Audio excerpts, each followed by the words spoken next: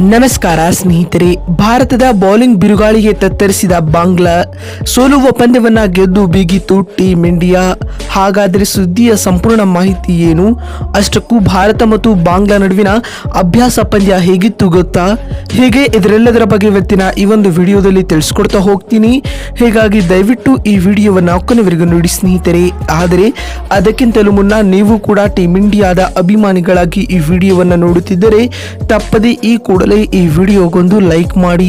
ಹೌದು ಸ್ನೇಹಿತರೆ, ನ್ಯೂಯಾರ್ಕ್ನ ಅಂತಾರಾಷ್ಟ್ರೀಯ ಕ್ರಿಕೆಟ್ ಸ್ಟೇಡಿಯಂನಲ್ಲಿ ನಡೆದ ಭಾರತ ಹಾಗೂ ಬಾಂಗ್ಲಾದೇಶ ನಡುವಿನ ಏಕೈಕ ಟಿ20 ವಿಶ್ವಕಪ್ನ ಅಭ್ಯಾಸ ಪಂದ್ಯದಲ್ಲಿ ನಿರೀಕ್ಷೆಯಂತೆ ಟೀಂ ಇಂಡಿಯಾ 60 ರನ್ಗಳ ಬೃಹತ್ ಜಯ ದಾಖಲಿಸಿದೆ. ಈ ಪಂದ್ಯದಲ್ಲಿ ಟಾಸ್ ಗೆದ್ದು ಮೊದಲು ಬ್ಯಾಟಿಂಗ್ ಮಾಡಿದ ಭಾರತ ತಂಡ 20 ಓವರ್ಗಳಲ್ಲಿ 5 ವಿಕೆಟ್ ಕಳೆದುಕೊಂಡು 182 ರನ್ ಗಳಿಸಿತು.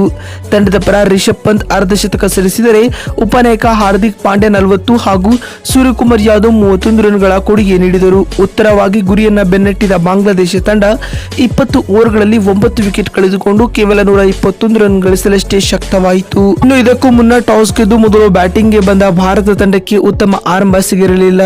ರೋಹಿತ್ ಶರ್ಮಾ ಅವರೊಂದಿಗೆ ಆರಂಭಿಕನಾಗಿ ಕಣಕ್ಕಿಳಿದ ಸಂಜು ಸ್ಯಾಮ್ಸನ್ ಕೇವಲ 1 ರನ್ ಗಳಿಸಿ ಔಟ್ ಆದರು. ನಂತರ ನಾಯಕ ರೋಹಿತ್ ಕೂಡ 23 ರನ್ ಗಳಿಸಿ ವಿಕೆಟ್ ಒಪ್ಪಿಸಿದರು. ಆದರೆ 3ನೇ ಕ್ರಮಾಂಕದಲ್ಲಿ ಬಂದ star wicket keeper cum batsman Rishabh Pant 53 run ಗಳಿಸಿ ನಿವೃತ್ತರಾದರು. ಅವರ ಇನ್ನಿಂಗ್ಸ್ ನಲ್ಲಿ 4 ಬೌಂಡ್ರಿ ಹಾಗೂ 4 ಸಿಕ್ಸರ್ಗಳು ಕೂಡ ಸೇರಿಕೊಂಡಿದ್ದವು. ಅದಾದ ನಂತರ ಸೂರ್ಯಕುಮಾರ್ ಯಾದವ್ 31 ರನ್ ಬಾರಿಸಿ ನಿರ್ಗಮಿಸಿದರೆ ಶಿವಮ್ ದುಬೆ 14, ಇನ್ನು ಕೊನೆಯಲ್ಲಿ ಬಂದ ಹಾರ್ದಿಕ್ ಪಾಂಡ್ಯ 40 ರನ್ ಮತ್ತು ರವೀಂದ್ರ ಜಡೇಜಾ 4 ರನ್ಗಳ ಕೊಡುಗೆ ನೀಡಿದರು. ಈ ಪಂದ್ಯದಲ್ಲಿ ಪಾಂಡ್ಯ ಮತ್ತು ಜಡೇಜಾ ಅಜೇಯರಾಗಿ ಉಳಿದರು. ಬಾಂಗ್ಲಾದೇಶ ತಂಡದ ಪರ ಮೆಹದಿ ಹಸನ್, ಶರೀಫುಲ್ ಇಸ್ಮಾಲ್, ಮೊಹಮ್ಮದುಲ್ಲಾ ಮತ್ತು ತನ್ವೀರ್ ಇಸ್ಮಾಲ್ ತಲಾ ಒಂದೊಂದು ವಿಕೆಟ್ ಪಡೆದುಕೊಂಡರು. ಸ್ನೇಹಿತರೆ, ಇದರೊಂದಿಗೆ 183 ರನ್ಗಳ ಗುರಿಯನ್ನು ಬೆನ್ನಟ್ಟಿದಂತ ಬಾಂಗ್ಲಾ ತಂಡ ಕೆಟ್ಟ ಆರಂಭ ಪಡೆಯಿತು. ತಂಡದ ಇಬ್ಬರು ಆರಂಭಿಕ ಬ್ಯಾಟ್ಸ್ಮನ್ಗಳಾದ ಸೌಮ್ಯ ಸರ್ಕಾರ್ ಹಾಗೂ ನಾಯಕ ನಜ್ಮುಲ್ ಹಸನ್ ಶಾಂಟೋ ರವರು ಖಾತೆ ತೆರೆಯದೆ ಪೆವಿಲಿಯನ್ಗೆ ಮರಳಿದರು.